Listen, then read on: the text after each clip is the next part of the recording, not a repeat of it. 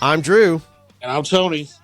And this is Back for Our Future, the show that looks back at movies, music, and more, and also maybe a little bit about our lives, and maybe it'll inform you a little bit about yours. Tony, how are you, buddy? We finally made it to 1995. What's going on?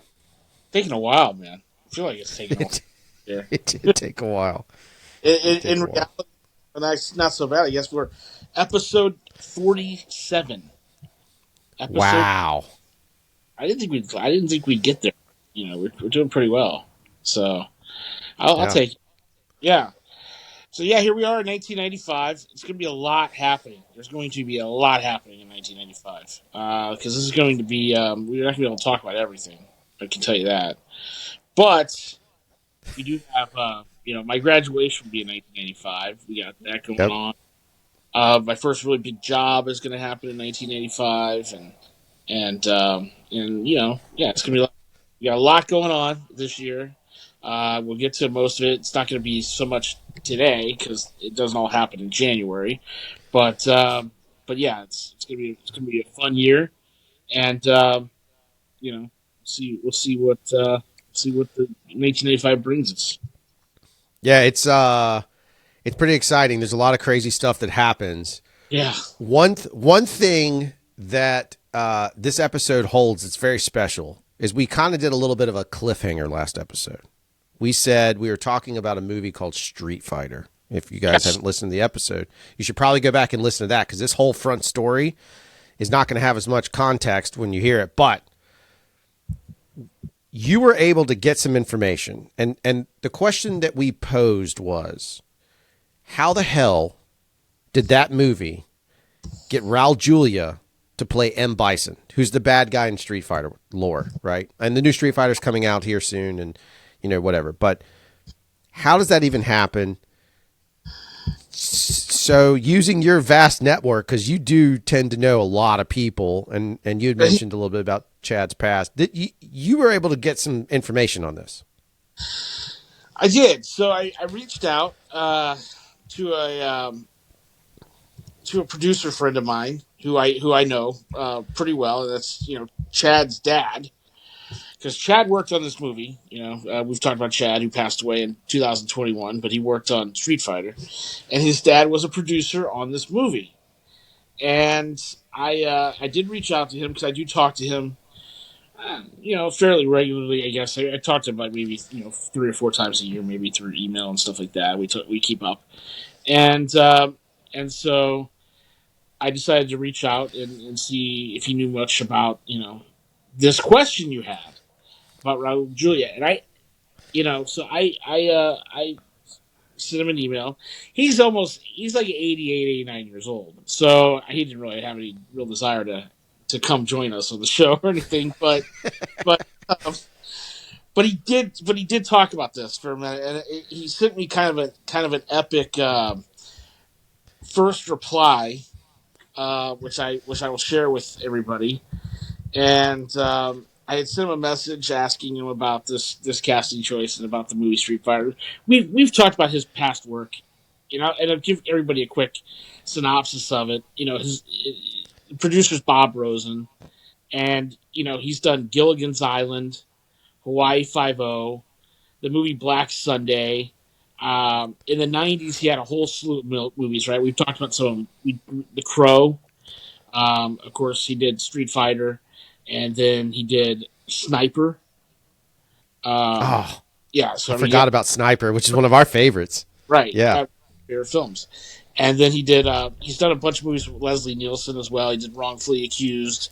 He did Mr. Magoo and stuff like that. So he's been around. He's been around the block for years. He's worked with tons of different people and a lot of epic projects. But when he originally hit me back with this, he says, and this is all him, all quotes, direct quotes. He said, "Tony, in my 55 years in the film industry, you picked the only film that I quit." He said, I have nothing but bad memories when it comes to Street Fighter. It is without the doubt the worst film I have ever been associated with in any way. And And that was This is it. just my luck. This is just my luck, Tony. That was all he said. And I laughed a while because I knew he would. And then I sent him back another message. I said, "Okay, well that's great," but I said, how did you get Raul Julia? So wait a second. So we'll get to this eventually. Tony has a journalism background, and now you are literally turning on your journalism mode and pressing the subject. I love it. That's great, buddy, but you didn't answer the question. So he sends me back. He goes, well, he says, not only is Raul Julia a wonderful actor, but he had this. He was very sick at the time when he chose this role, and because this is his last role, and he'll eventually pass from advanced stomach cancer, and he wanted to take a role that he thought would make his kids happy. Oh, So there's your answer. wow! What a So, great great reason then. yeah, they thought he'd be great for the role because he had played a bunch of bad guys, especially in the '90s and stuff like that. We'd seen him in movies like one of our favorites, The Rookie. The Clint Charlie Sheen movie, and some roles like that. And of course, he's great in the Addams Family films and such. But yeah, they liked him as a villain. That's why they got him, and of course he wanted the role because of his kids. So nice, Oh, so good.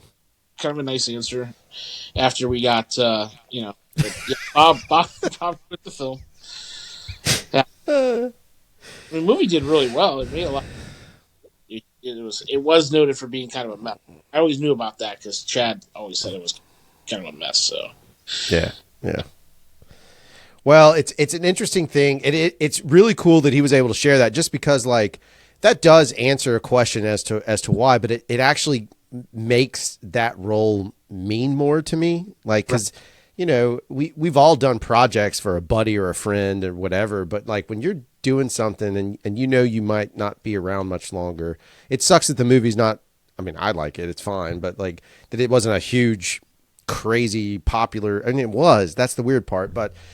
Some people have a different opinion of it, but the reality of it is it was done with the best intent. That's pretty freaking cool at the end of the day. yeah, no, absolutely. And it's like I said, like we talked about last episode, movie's still making money. Yeah, Capcom, which is just crazy, but it is. yeah, It's great. yeah, it's wild. So let's take it into January 6th, not that January 6th, but January 6th, 1995. Yeah. Ironically, a movie comes out called House Guest, which is kind of funny in a title, in the sense that no one wanted those house guests in one way or the other somewhere else. So, okay, enough political jokes. Moving forward, House Guest comes out, and I'm going to ask you this question. Is this one of the movies? This is a Sinbad movie, correct? This is a Sinbad movie. Sinbad and Phil Hartman. Okay. Is this one of the movies that people often get confused with? That's part of that, like, they don't remember who was in the movie. Like, Shaq was in that movie. No, it was Sinbad. It's that whole Shazam thing or whatever it was. Shazam thing. Yeah. Yeah.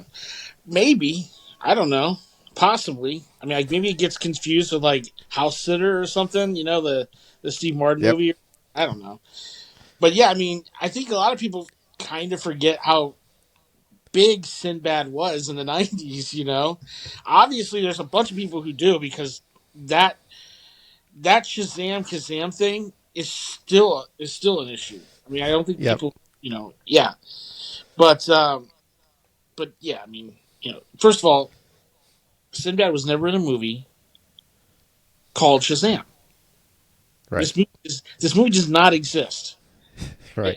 If I tell you it didn't exist, it doesn't exist. That's it. That's the end of the argument. So yeah, I mean, it's but this is a movie that I actually saw. It's funny. It's funny. a funny movie, dude. It's really funny. It's actually quite hilarious. And it's funny because this movie's directed by Randall Miller, who The infamous. Randall Miller? What's that? The Randall Miller? The Randall Miller. I don't know if you're No thinking. way. I had no idea. So this is the guy who infamously puts the mattress on the train trestle, and that gets Sarah killed. You know, the cinematographer. I mean, Yeah. not, but camera assistant down in Georgia. So this is that director, the director that many years later that incident will happen. Wow. I had no idea his career went that far back. It did. It did. I mean, he did a lot of big movies back in the day. So that was Okay. and yes, I mean this is Sinbad, Phil Hartman, Jeffrey Jones, really funny movie. And he did a lot of comedies and stuff like that because he did like The Sixth Man as well, and so yeah, I mean but this movie did quite well. It's like a $10 million movie, did like 26, 27 million, which is pretty good for that. Of course, Phil Hartman's always marvelous. Right, and Sinbad. I always liked the Sinbad films. You know, the stuff that he released in the '90s. I always thought was fun. I saw this at Springdale. Okay. Springdale, All right.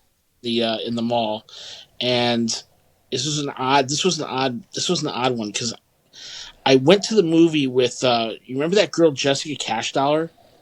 Yep. Yep. I went to the movies with her to see this movie. So yeah, it was very, very weird. Yeah, that's wild. Very. And it's one of those things too, like the Springdale movies.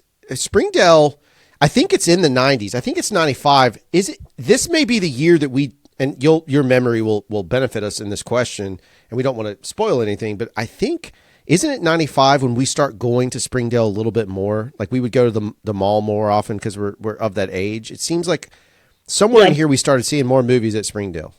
Yeah, I mean, we definitely saw a bunch of stuff there, and we went to the mall quite a bit. But I mean, yeah, because we were at the mall. You know, 'cause we've talked about that in the past too, with the Smashing Pumpkins tickets and meeting Andy there, Yep. all that stuff. Yep. We've been at the mall quite a bit because they had the arcade and they had the and of course your story. You know, you used to go to the mall quite a bit too to get. Well, that's where you bought the So I Married an Exmor soundtrack. Yeah. Yeah. Yeah, I mean, but we just, we went to the mall a lot on our own, but we also, I mean, I would go to the mall a lot with my mom. Yeah. she did the same thing. Oh yeah. Like, Oh yeah. go to the mall quite a bit. She doesn't so much these days, but back in the day, she was in the mall quite often. Yeah. People went to malls a lot back in those days. So, but yeah, fun time, man. For sure, for sure. The other thing that comes out that day is legendarily counter programming because the movie that comes out against this is Showgirls with everybody's favorite Jesse Spano. I can't Elizabeth Berkley.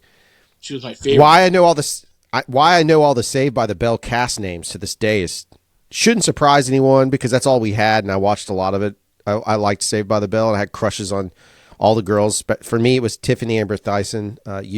It was Elizabeth Berkley, and Lisa Turtle. You liked her a good bit, and her name is Lark Voorhees. Lark Voorhees. There we go. Look at that. Look what's stored up in that brain. Yes. No, let me Saved by the Bell. Come on, Yeah. man. I mean, that's a great show. I still watch it. Yeah. Hey, and Elizabeth Berkley was awesome. I always liked her because she had the curly hair and stuff. So yeah, she was really, really pretty. Listen, this is one of those movies, right? I mean, let's be honest. You can't avoid it. You can't avoid this part of the conversation. You could ask 1,000 guys, and they'll try to deny. They'll try to deny that they don't like this movie. They're lying. This is one of those movies, right? They're lying to you. If they tell you they didn't like this movie, they're lying to you. Now, it might not be the best movie they've ever seen, but don't let any heterosexual male tell you they didn't like this movie. They're lying. Yeah. They're lying to your face, and that's a fact. Showgirls is awesome. For lots of reasons. Yeah, let's put it on the table why two things happened. One, it was controversial when this happened. It was. It had a little bit of controversy. It's one of the biggest. I mean, it's like basically the biggest wide release that's ever been like an NC-17. Yeah. Yeah, and it came out as an NC-17. It was also released as an R as well, but it was an NC-17. And of course, it had all the favorite perverted filmmakers, Paul Verhoeven and Joe F. House and all those guys who, the guys who created Basic Instinct. Come on, man. Right. Right. This is another movie that was rated R, NC-17 almost. So yeah, I mean these are the guys. Like they definitely had a perverted sense of movie making, But Yeah. I loved them. I loved them. Absolutely. Yeah, as an adolescent teen boy, are you kidding me? They gave us more cash and prizes than any game show ever could have. Right? We got more cash and prizes, and the big one about this was everybody that was a young man in this era grew up watching Saved by the Bell, so we all had some level of a crush on those characters because they were part of our lives. And now all of a sudden you get to see one of them not just kind of naked, but showgirl naked, like all the way. Let's go. No, the whole thing's amazing, right? So you got Elizabeth Berkley, you got Gina Gershon. Is also She's a smoke show. Show. And then you got Kyle MacLachlan's in it. Great, awesome, good for him. And here's the thing about this film, right? And this is why I know most guys liked it. Okay. Because the movie's always known for being a quote-unquote box office bomb. But this is one of those movies. Like, it's really not a bomb. It's not a bomb at all. Like it'll always be on those lists because people don't ever take, the money that it made off of video rentals and add it to the box office. They never do that. This film made over $100 million. Whoa. In video rental and buys. Dudes wanting to watch it at home. They wanted to watch it at home. That's all it was. Yeah. So it's like, don't let anybody tell you they don't like Showgirls. That's a person you need to run from because they are lying to your face. Right. Bold-faced lie. Don't let them lie to you. It's like those people that don't like a band because it's trendy. Yeah, sure. They don't like a certain band because it's trendy not to like them, but the band magically sells 10 million copies. And obviously, you're referring to Nickelback. We all know you're talking about Nickelback. There's all these bands, right? Like you hear people not like Nickelback or Creed or somebody else. It's like but their albums are going platinum. So right. Figure out how that's happening, right? Anyway, I don't know if I can recommend Showgirls as a dad, as a dude I can, but as a dad I can't. Yeah.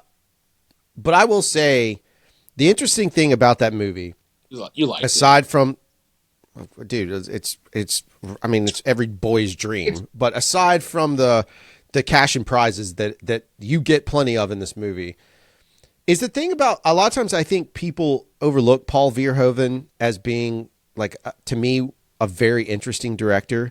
He's done some wild stuff. And so you take into account that this is the same guy that does RoboCop. Yeah. Total Recall. Right. I was about to say that.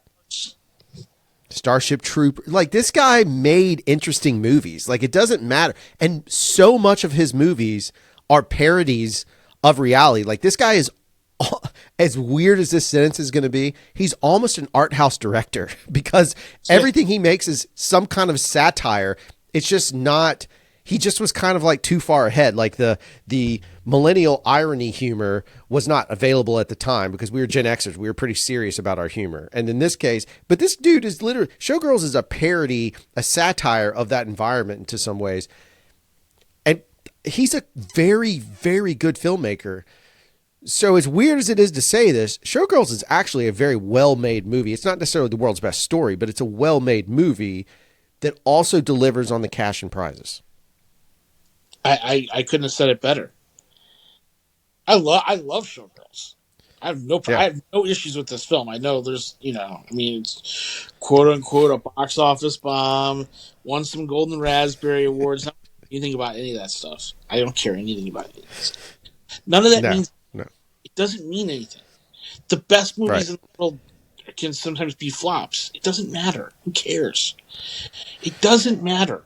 And who cares if you win a Golden Raspberry? I don't care about any of that stuff. No. Showgirls is wonderful. It's a Right. wonderful film. Take the whole It family. pays. With the whole Don't do that. Don't do that. Don't take the whole family. Don't do it. I will say, and this is why this is a very. I now that I'm looking at this with you, like on the show, and when I was looking at notes ahead of time, there's a lot of these fun internet discussions about the greatest year of movies. That's fine, but I am going to say that January of 1995, as we've said on the show, and you've always done a very good job of explaining it. I don't think we have to do too much on it, but January is kind of a slow time for movies. This is not always considered to be like a big, like a lot of times they're dumping movies in January, and especially in this time frame. But the next movie, and actually a whole series of these movies we're going to say today, like House Guest is good, Showgirls is controversial, it's good. The next movie that comes out is Higher Learning, which is, to me, one of the most quintessential 90s films ever made, not just because of the movie, but also because of the freaking soundtrack. And I think you have notes here. We're going to talk about both. So how do you want to attack this? You want to do the movie first and then go to the soundtrack? Because I don't know which one came out first, because it blew up two people. Attack the movie first. There's I got a lot going on. So Higher Learning is a wonderful, wonderful film directed by John Singleton, who is, obviously brought at this point he had already brought us Boys in the Hood, which is an amazing film, and of course he's now teamed up again with Ice Cube, who's going to be in this movie, and Jennifer Connelly and Omar Epps and Michael Rappaport is amazing in this, and Christy Swanson, Lawrence Fishburne is back in with him from Boys in the Hood, and this was a movie that's produced, written, and directed by John Singleton, and his footprints all over this one. So yeah, it's a it's a really, really, really well done, thoughtful film that will make you think for many years afterwards. It's relevant in today's world, and it was relevant in 1995. And I would assume that it'll stay relevant for probably decades afterwards. So, so this is an interesting film in a lot of ways. Number one, we've already established that a movie like Higher Learning is probably mostly shown over at Dolphin Street Cinema. And I'm air quoting for those just listening, the urban cinema. I'm air quoting, folks, urban cinema. Where you would see movies like Boys in the Hood and Higher Learning. Because Boys in the Hood was there. And Higher Learning. I remember. Too. So I had this buddy who I went to Arnold School with named Andy Davis. And Andy Davis, we've talked about him once before on when we talked about Boys to Men, but we're gonna dive into him a little bit more right now, because this is where we can really explain this guy. So I went to high school with this guy, and he's a really close friend of mine, really close friend. I mean, like Drew and Richard close, like really, really close. Like he was like the other guy you hung out with quite a bit. And at the time, because Arnold School was pretty small, it was a small school. And so this is the guy I'm going to high school with, and I'm seeing every day. And so we decided to go see Higher Learning. I wanted to see, I see every movie, as everyone knows. He really wanted to see this. And he's like, let's go to let's go to Dolphin Street. And I said, well, it's only shown in one place, so we don't really have a choice. And so we will go to Dolphin Street. I said, let's go like maybe Saturday during the day. And he goes, no. He said, let's not do that. He goes, let's do a sleepover on opening Oh night boy. Oh boy. and go Oh over boy.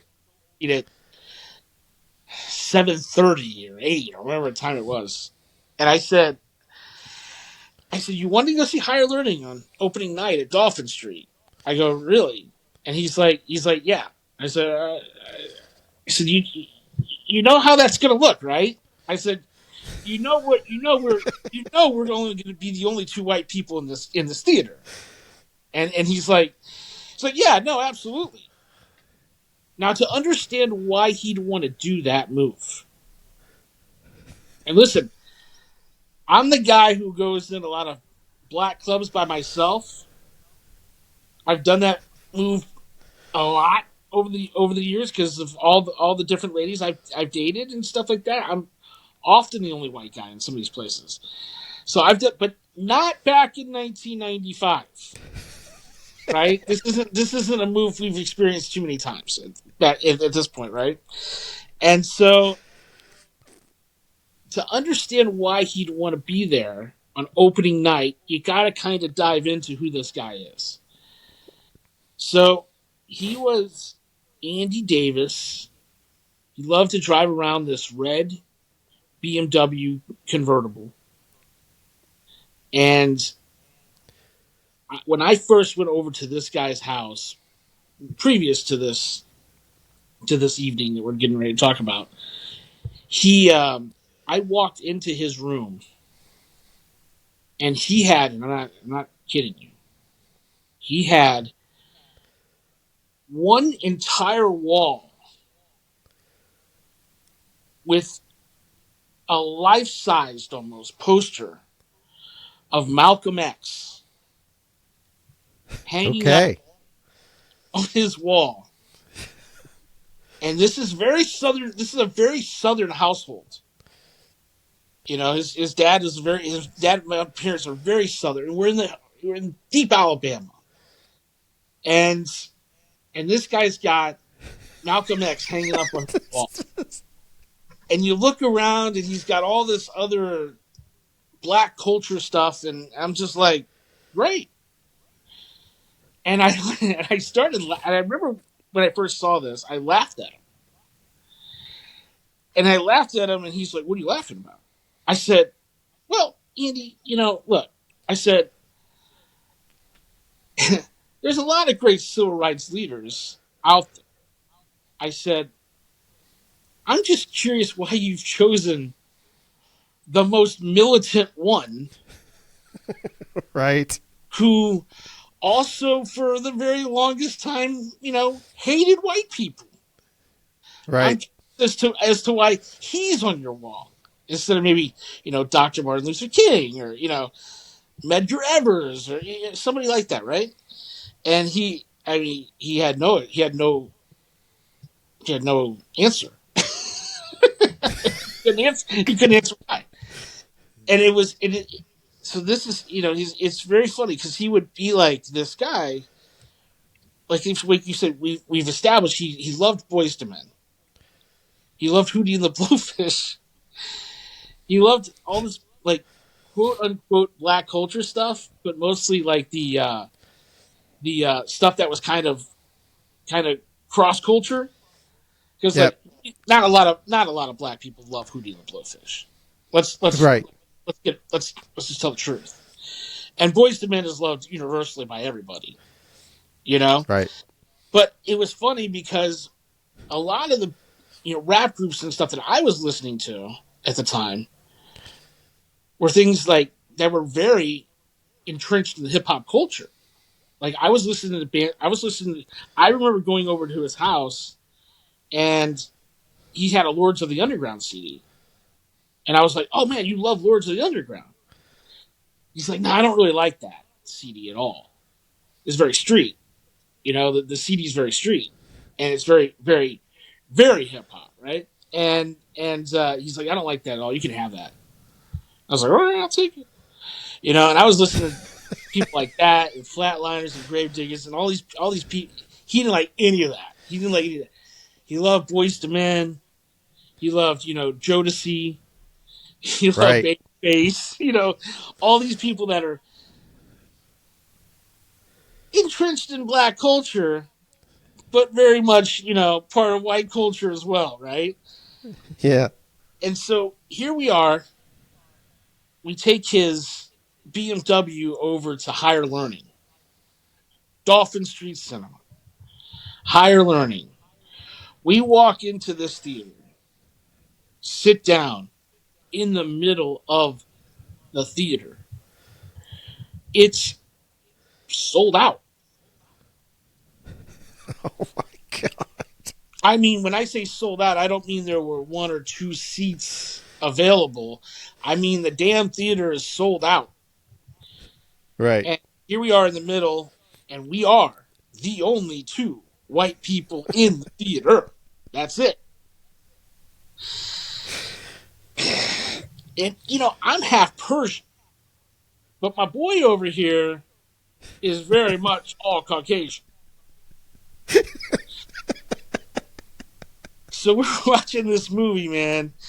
And for anyone who's ever seen Higher Learning, yeah, this isn't like Boys in the Hood where it's like mostly about black culture. This is about like neo-Nazis.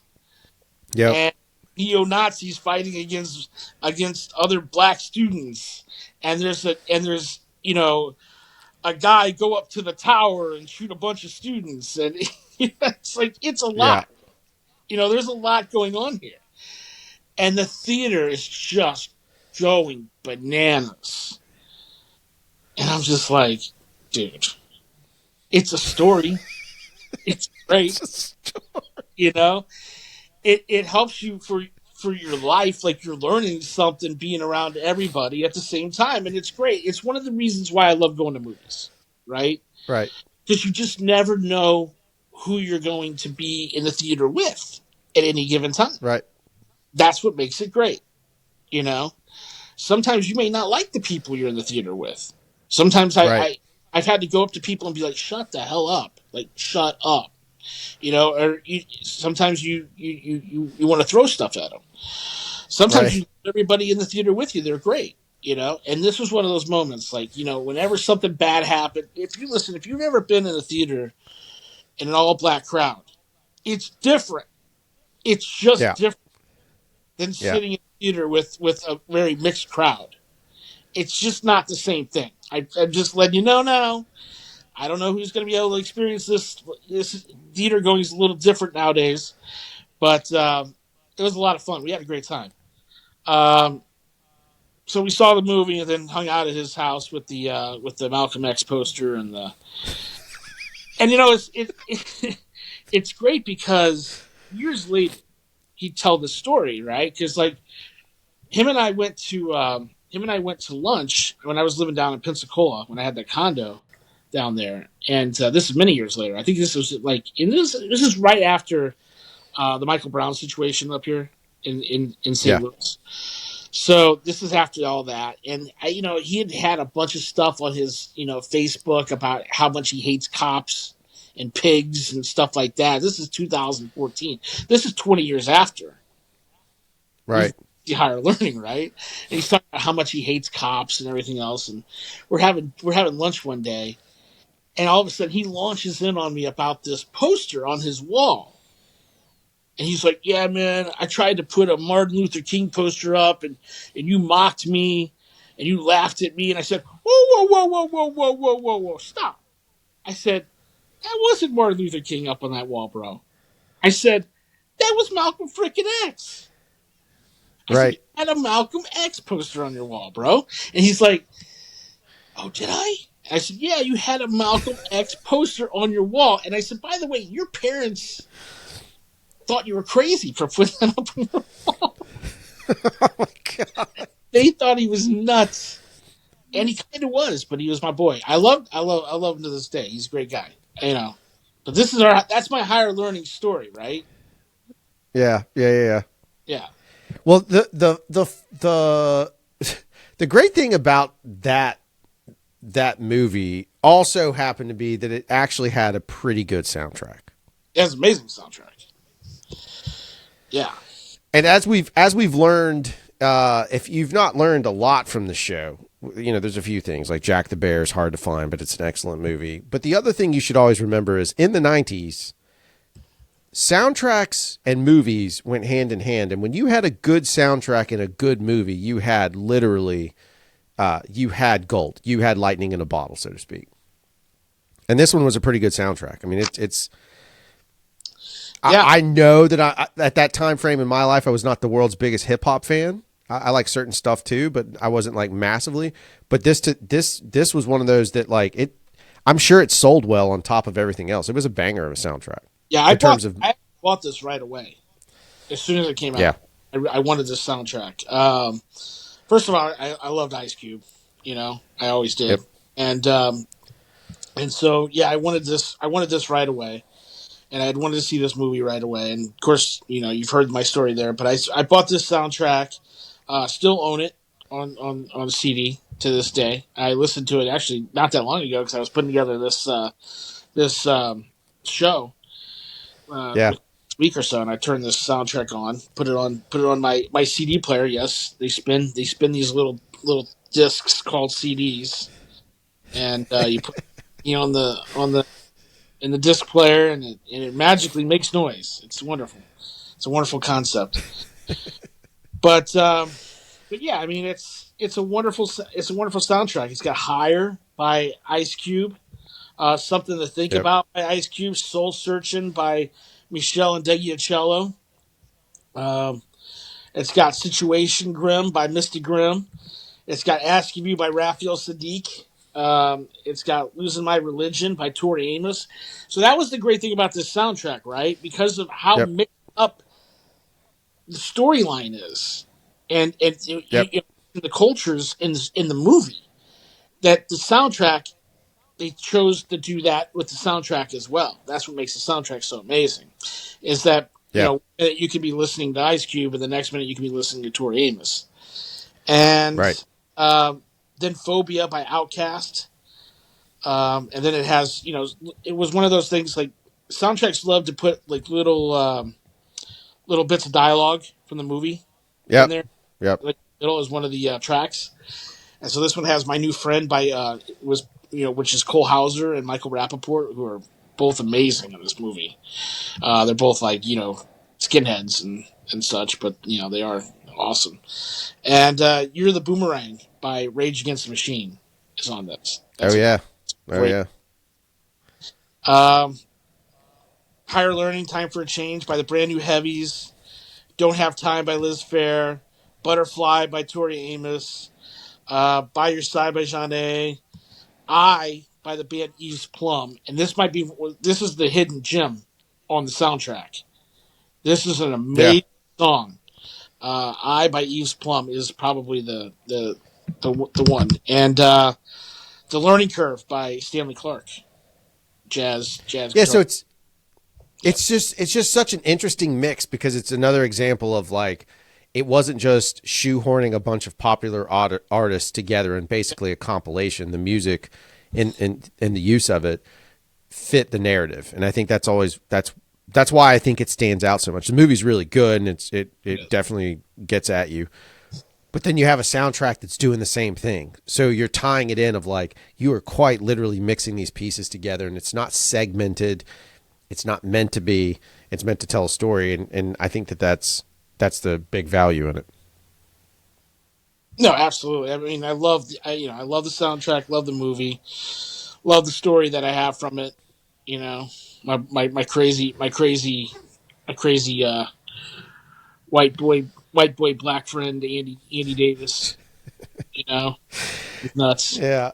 He's nuts, man. What's great is,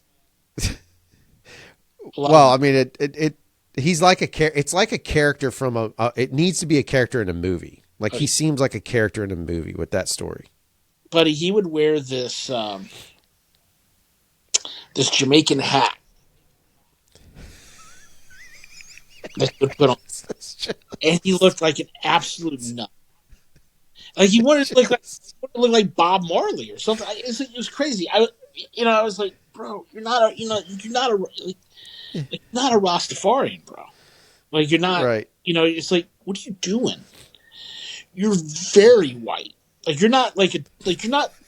It's not like you got a nice tan or something. You're a very white guy, and and to tell you what he kind of looked like, I always told him this all the time, and he would always be like, "No, I can't look like him. He's black." And I was like, "Well, no, I'm not saying like you got the same skin color as this guy. I'm saying that your facial features and stuff like that. I said you look very much like this guy." And I said, you have hair, he doesn't. But I said, your facial features and the lines in your face and how you smile, you look a lot like this guy. And he looked exactly like, and I'm not kidding you, if you look at the face of this guy, this is Andy Davis. He looks a lot like Indiana Pacers player Reggie Miller. Yes, he does. He did. That is, 100%. In his face, he looked a lot like Reggie Miller. And I would tell him that all the time. And he thought I was crazy because his entrenched in black culture he could not get over the fact that one of those guys was black and one of those guys was white. And that's what made it so funny. That's what made him such a caricature of himself. I was like, dude, like you're unable to even see that. Like, how can you not see that? Like, he was brilliant. Brilliant guy. Loved going over to his house. He had the Sega Genesis. Oh yeah, sure. Yeah, I didn't have the Sega Genesis. I had all the Nintendo stuff. My brother and I had all the Nintendo stuff. So he had the Sega Genesis, and that meant something back in the day. Because if somebody had a system that you didn't have and you wanted to play certain things like that, those sleepovers had to go reroute to that guy's house, and he was one of the only other friends I had that had a swimming pool as well, because I had the swimming pool. So I would have a lot of people over, but he had a swimming pool also, so we could go over to his house too, still go swimming, and just get to play the Sega Genesis, which was different than the Nintendo in the fact that it had college football games. Yes, it did. It sure did. It had like Tecmo Bowl, it had the NFL stuff. It never had college games, so that was the thing. I always wanted to play the college football games, and so we would go over there. Perfect. Well, 2 days later, so that must have been a Wednesday release or something, huh? Yeah, I think they were trying to get that one out. I mean, I think that it was released timely for a reason. I mean, they're trying to get it out right before Martin Luther King Jr. birthday, and trying to get for Black Heritage Month and stuff like Yeah, so I get it. I totally get it. Yeah, because the middle of January made perfect sense for releasing Higher Learning. I'm sure that was planned 100%. So. Yeah. Because it's not a movie you would see as being dumped off by a studio. No, not at all. And then there's a movie that 2 days later, a movie comes out that is to this day. I watched this about a year and a half ago. Rewatched it. Yeah. The movie comes out from Tales from the Crypt. Yeah. And it's called Demon Knight. Yes. And it's such a good movie. Billy Zane is so good in this movie. It's a little bit mind-blowing that he never had another chance to be this good again, because he's so good in this movie. William Sadler's good in this movie. Yeah. And I'll let you talk about it. And I know I'm naming off cast, but one thing about this movie that was really big deal for me, we had a friend, and this is one of my few memories I do have. We joke about how bad my memory is. So one of our friends went to Lollapalooza, and it would have been in 1994, and his name is Alan Hardy, if I'm not mistaken. Yep. So Alan goes to Lollapalooza in 1994, and he comes back with an audio cassette single that's a white jacket, meaning, the tape case back then was just like a paper sleeve. Yep. And inside of that, and written on the front, was just the word filter. And none of them heard of it. They were giving these away. Yes. And he gives that tape, and we all get to hear, I know it's Hey Man, Nice Shot. And then we get to hear Dose, and maybe there's 4 songs total. Maybe there's only 2. Could have been only 2. But I know Hey Man was one, and I think it was Dose was the other one, which is from that first album. They haven't come out yet. Nobody knows who Filter is. No one's saying. I'm pretty sure that album comes out this year sometime. So no one knows who they are. This is an advanced release. So summer of 1994 is when he would have gotten this. That's when Lollapaloozas took place. So we've been listening to Filter, but no one knows about him. So it's just like, when do we get more Filter? And then we go see Demon Knight. Yeah. And I feel like I saw this with you, but I don't know for sure. You did. We 100%. Okay. Yeah. And I remember losing my mind at how excited I was because that Hey Man Nice Shot, we've all heard it a million times, and it's not that it's lost luster, it doesn't have that first time magic, but that movie opens playing that song and William Sadler, old Billy Sadler driving that old car, and I'm just like, this is the greatest movie ever made. This is the greatest film I've ever seen in my entire life because I get Filter, this band nobody knows about. So that means we're getting an album. All right, so that's my Demon Knight story about the insanity of the advance. Demon Knight comes out. All I can tell you is it's one of my favorite. I wouldn't even call it a horror movies. It's just one of my favorite obscure movies ever created. I absolutely love this movie, and 99% of it is because of Billy Zane. He's so good in this movie; it is just obnoxious. But the rest of the cast is great too. I don't want to take away from anybody. Billy Zane was like Mr. 90s, man. He had some. Billy Zane is a really good actor. I mean, he really is. Like, he's an underappreciated actor. I mean, by this point, we've already seen him in Sniper, which we absolutely love. And, of course, he's in this. And, he's in The Phantom, which I thought was a very underappreciated superhero movie. Yep. And, of course, he's going to come out in one of the biggest movies of all time later in the 90s because he's in Titanic. And he's great in that, too. Right? He's awesome in that. Yep. And so, Billy Zane is amazing.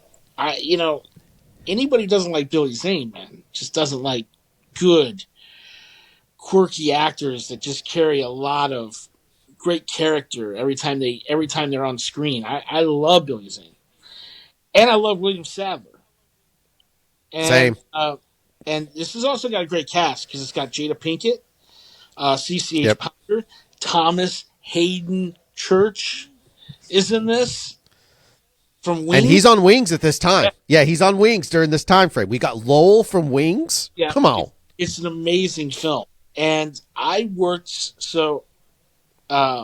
did a movie along with my buddy Brian Pitt and my buddy Bob Shappy Shapiro, and he will love to hear his name on this show because he's a good dude. He listens to this show at like 6 a.m. when it first comes out or something every Wednesday, and so we did this movie together called The Duel. And nobody's fond of it. It was a tough movie to do. This is the movie that I on my birthday, I was shooting and I accidentally stepped in a bed of fire ants, and I had to go home because they were literally all over my body. Oh Lord! And so this is that film, right? And we were shooting in Mississippi. It was a mess. But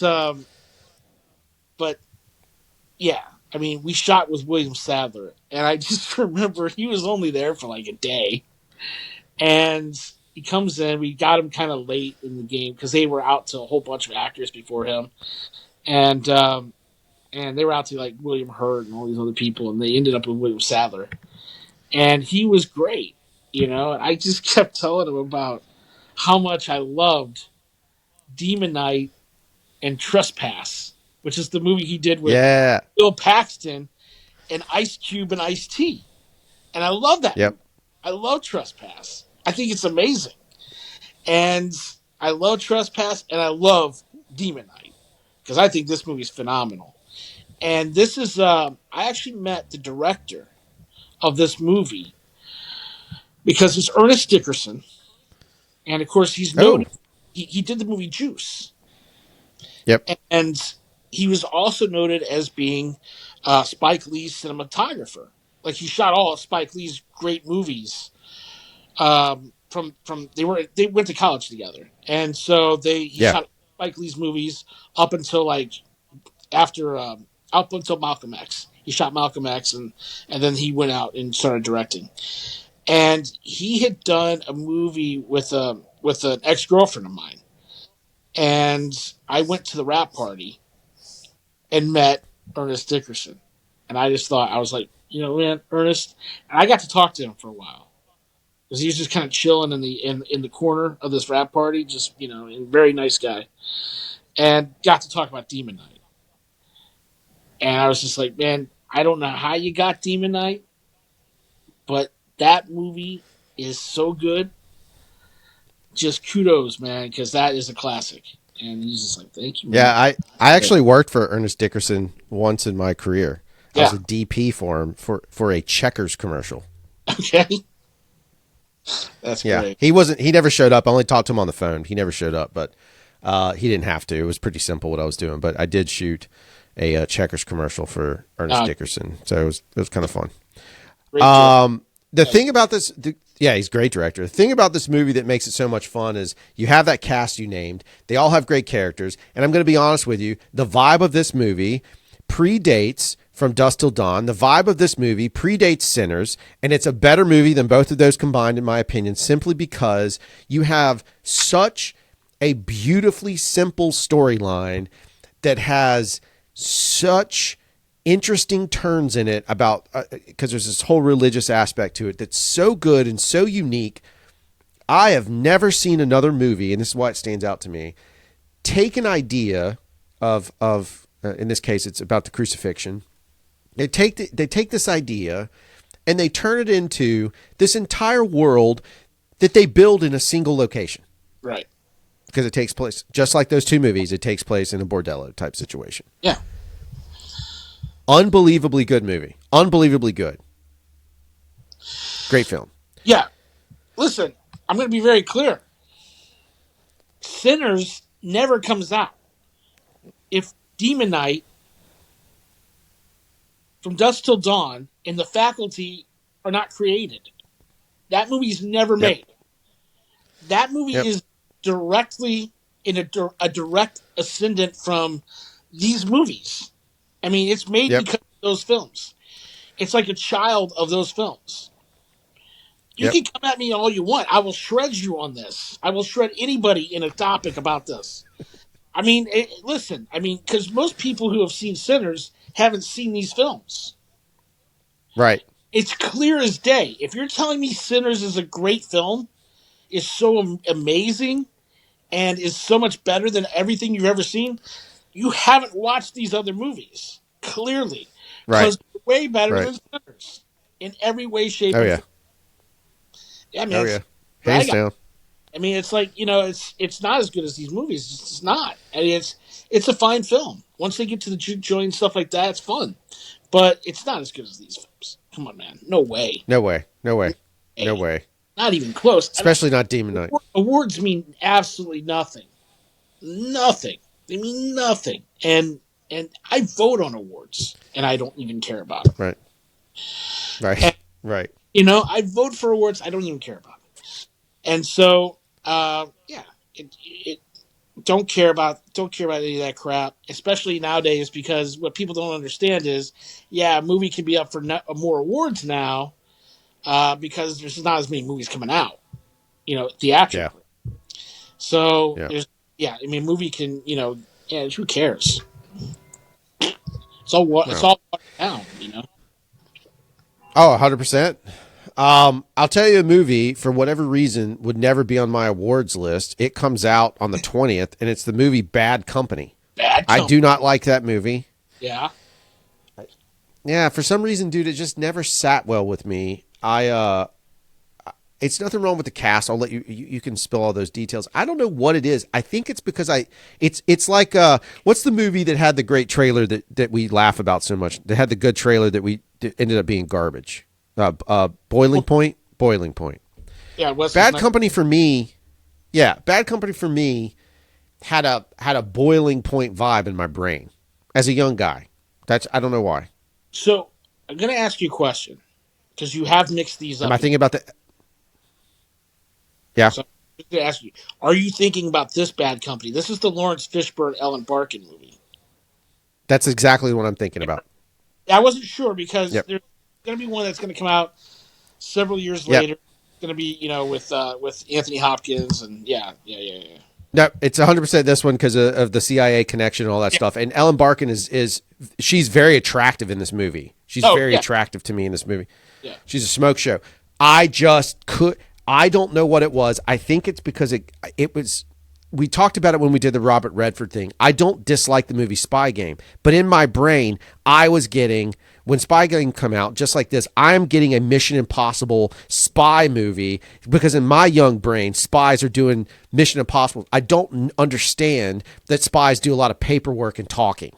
Yeah, right. And there's action in Bad Company. I'm just saying, like it just didn't work for me. Now I haven't revisited this movie in probably 10, 15 years, but it wasn't. It was one of those movies that just like let me down. That's my memory of it. So we got Ellen Barkin, you got Lawrence Fishburne. There's some other people in this though. It's a good cast. I mean, first of all, it didn't work for a lot of people. It made like under $4 million at the box office, and you kind of got lost in the shuffle.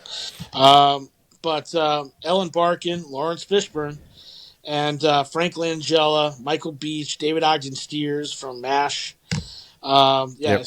It's a good cast, and it's kind of this like you've kind of touched on it a little bit already, but it's kind of this neo noir thriller, about agents and CIA stuff, CIA agents, and that whole thing, So Yeah.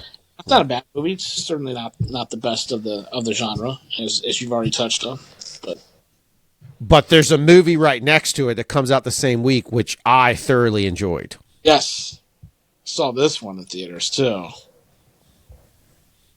So this next movie I saw in theaters with our boy, Jonathan Green. Yeah. Yeah, your boy. Well, we were all pals back then. This is pre not being pals anymore. No, absolutely, absolutely. We had a great time, man. We would go to movies all the time with him, and this was one of the films I saw with him. Was Murder in the First, which is a really good movie, man. It's got a great cast. It's Christian Slater and Kevin Bacon and Gary Oldman and Embeth DeVitz and Brad Dourif and William H. Macy and Arlie Ermey and did quite well. It's like a $20 million movie, made like 30, and of course secondary markets and blah blah blah. But it's about a prisoner in Alcatraz, and it goes through that whole deal. I mean, if you like movies, if you like prison movies and stuff like, it's got a whole different vibe than a movie like Shawshank or something. Yeah. But yeah, still a great film. But it's really gritty. It's a gritty movie. It's gritty and yeah. Without question, yeah. And Kevin Bacon is absolutely wonderful in this film. Just sensational. And so is Christian Slater. Cass is... They're all great. But I mean, Kevin Bacon especially, he's really in a it's a tough role. Yeah. Yeah, it's a good way to put it. That's a good way to put it. So it sounds like, because I don't think probably many people have seen Bad Company or Murder in the First. I definitely. So it puts it in a, yeah. Yeah, that's a good one. Yeah. That takes us to January 27th. You're going to have to remind me. I'm a Highlander fan, so we're going to talk about that in a minute. But there's another movie that comes out on the 27th called Before Sunrise. I don't remember that movie. So it's Richard Linklater. Okay. And he released this. Trilogy of movies over many years. With it's a romance drama. It's called the Before trilogy, and this is the first movie in this trilogy.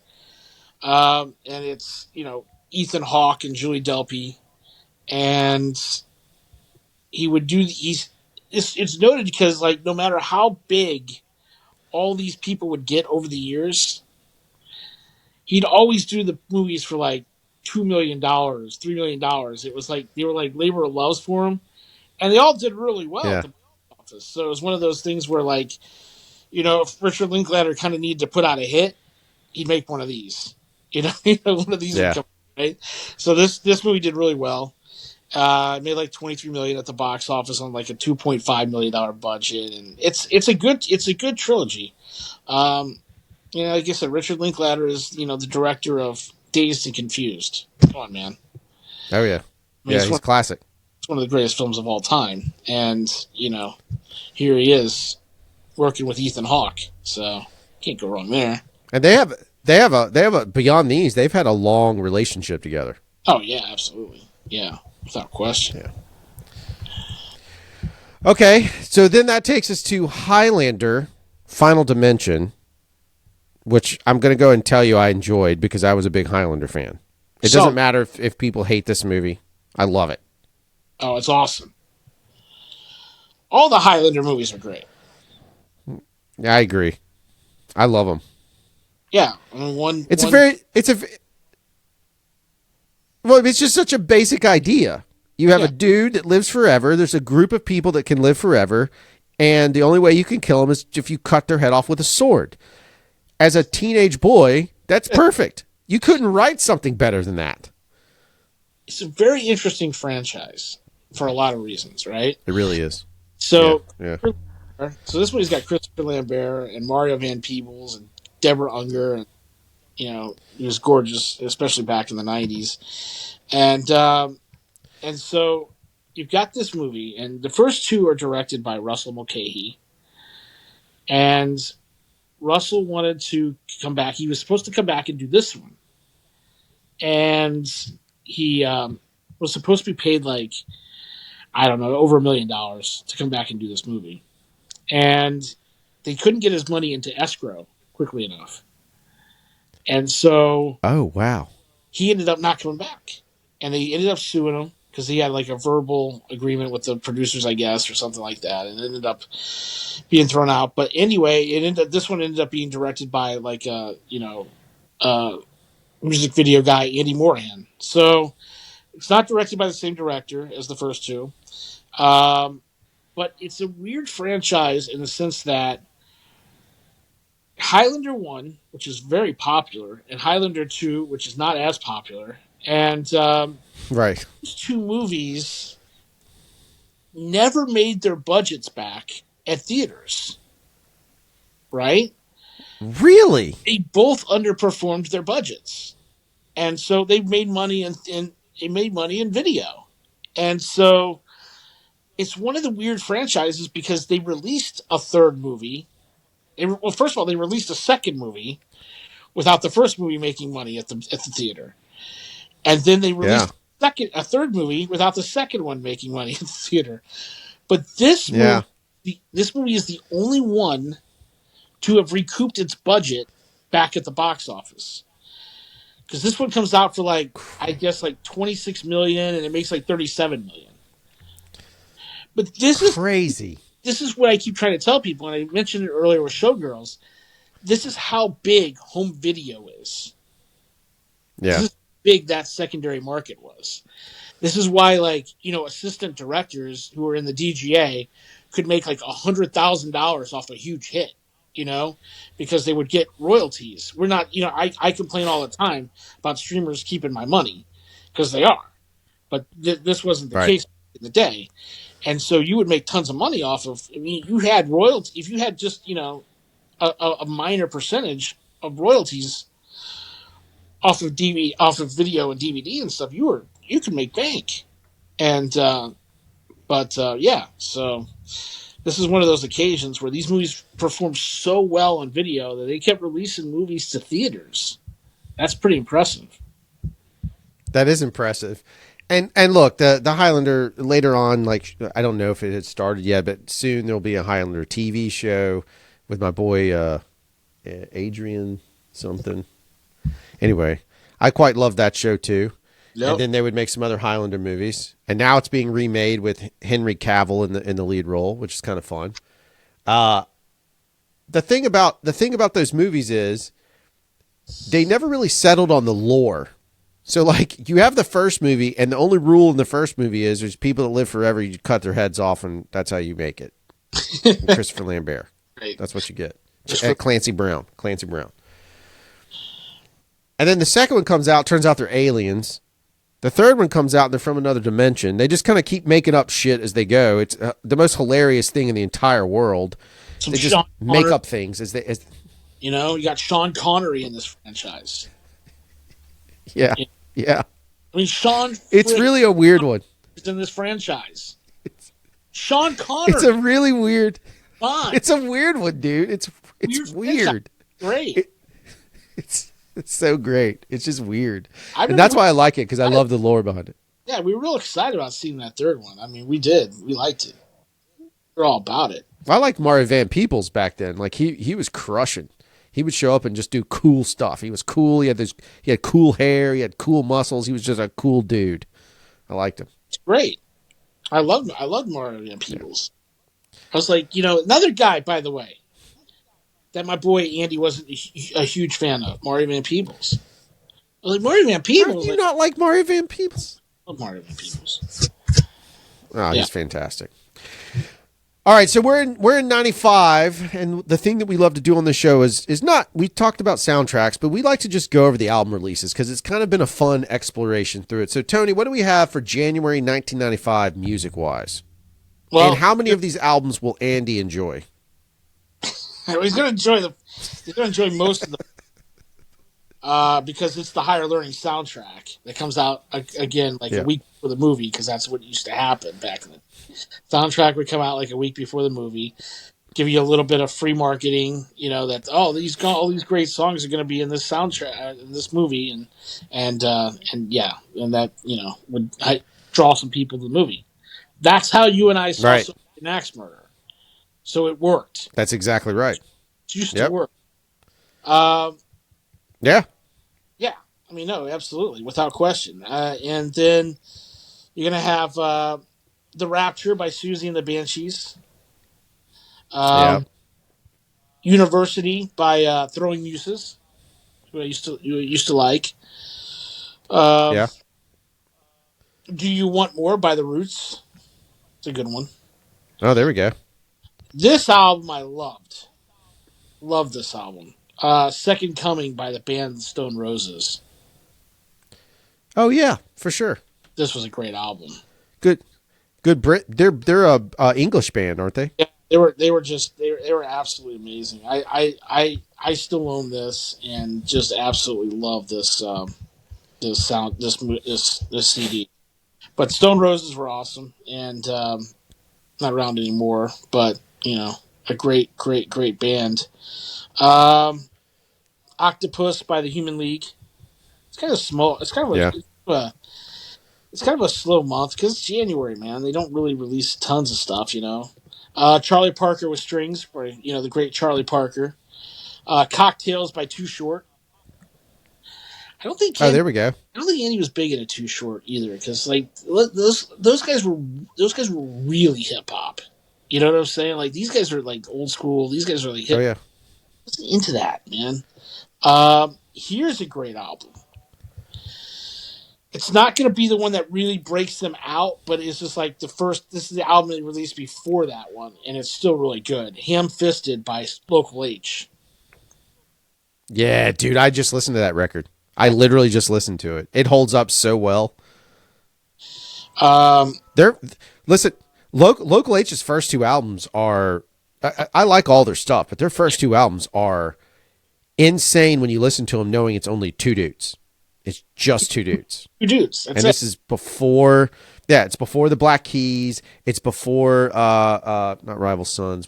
Anyway, there's another band out there now that's just two guys. It's before all that. It is literally just two, before the Jack White and his sister, the White Stripes. Yep. This is just two dudes playing music. Still touring. You just don't have, he's had several drummers over the years. So, back then it was Joe Daniels, who was great. He was, he had these dreads. Yep.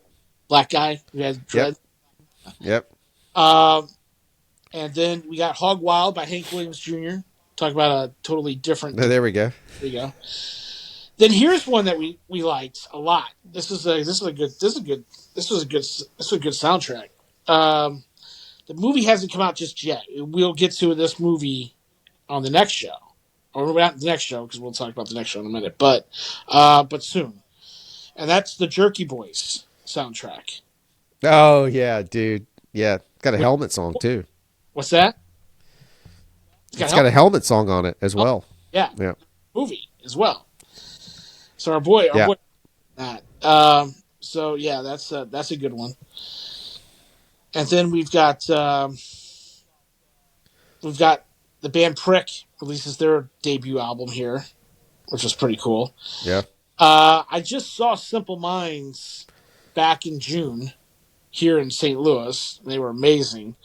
But this is Good News from the Next World by Simple Minds, and so that's a band that I and that's pretty much it. For June. So I was going to ask you because I think it came out at the end of '94, but the Demon Knight soundtrack was pretty good for us. It does come out right at like the end of '94. Yeah, we talked. I think. I just was gonna. Yeah, I just was going to throw some on there. This at the time frame for us when we liked heavy music, we've already said some of these bands. I talked about Filter. What's interesting is Filter's at the very bottom of the soundtrack, like it's low on the track list because they weren't known of. But you get Pantera, you get Ministry, Machine Head, Megadeth, the Melvins, Rollins Band, Biohazard, Sepultura. Yep. Filter I mentioned, and Gravediggers. This is like Tony and Drew's edgy playlist. Ministry also attached to a movie we both like. Ministry's in there. Yeah, Ministry. Melvins. Yeah, Rollins Band. Sepultura, like you said. Gravediggers. There's no way. Andy would never listen to Gravediggers. He hated that. Right. I love that guy. Right. But they were way too street hip hop for him, man. Too culture, yeah. But Demon Knight's great, man. That's an awesome show. Listen, we had a note. So, if you haven't seen Demon Knight, everyone should check that one out without question, because I know there it is. Sinners just went up for 16 Academy Awards or whatever, and if you like Sinners, then there is no way you're going to hate Demon Knight, because that movie is phenomenal. Right, and you have CCH Pounder, who has the same tone of voice as Delroy Lindo, so it's perfect. I do love Delroy. You know how much I love Delroy Lindo. Yeah, awesome. I love him. He's my favorite part of that movie. He's my favorite part of that movie. He is great, man. I so wish we could have gotten him for Convergence when we tried to go. I know so much. I just think he's phenomenal, man. So yeah, still one of my favorite roles from him is all time. We'll get to it. Is going to be Gone in 60 Seconds. I love him so much in that movie. I just love that movie. Yeah, and before that, we're going to get to Ransom with him and. Oh yeah, Ransom's a good movie. Yeah, it's going to be awesome. Good stuff. Yep. Well, that's going to do it for this episode. Again, if you guys want to be part of the conversation, the best place to find us is over on Facebook, and you can just look for Back for Our Future podcast. You can go over there and find us. Lots of conversations. Tony posts lots of fun stuff. As I dig through my life and I find archives of random things, I try to post those up there as well. But yeah, thanks for hanging out with us, and thanks for listening to us, and thanks for getting us to 47 episodes. We're going to keep going, and please keep submitting your questions and your thoughts. We always love to see those, and we love to have the conversation back with you. Tony, anything you want to say before we close this bad boy out? Yeah, so we got by the time we got to recording, we found out about the loss of Catherine O'Hara, who passed away. Yeah, not good. Which, of course, she's done a billion things, and we're going to get to that because we're gonna do our next episode is going to be a tribute to her, and we're going to do a tribute to Catherine O'Hara because she's got just such an amazing catalog, and we're also going to tribute. And I woke up today, and we recorded this on Saturday, so we lost Catherine O'Hara, and then I wake up and realize that Damon Wilson from Sanford and Son passed away, and I didn't even hear about it last night. So, I guess that got overshadowed, and I did some work and stuff like that, and woke up and realized that one of my favorite one of my all-time favorite sitcom actors passed away. The Sanford and Son is like my gospel, man. I love that. That's one of my favorite shows of all time. And we don't have that many cast members left from that show. And Damon Wilson, who played Lamont, I mean, he's Lamont. Yep. You know? And he passed away. Right. So we're going to get to both of those two on the next episode. That'll be a tribute show, guaranteed. And then we'll probably get back into February 1995 on the following episode. So there we go. Perfect. Sounds good. All right. Well, that'll do it. See you guys, hear you guys, talk to you guys. You can hear us soon.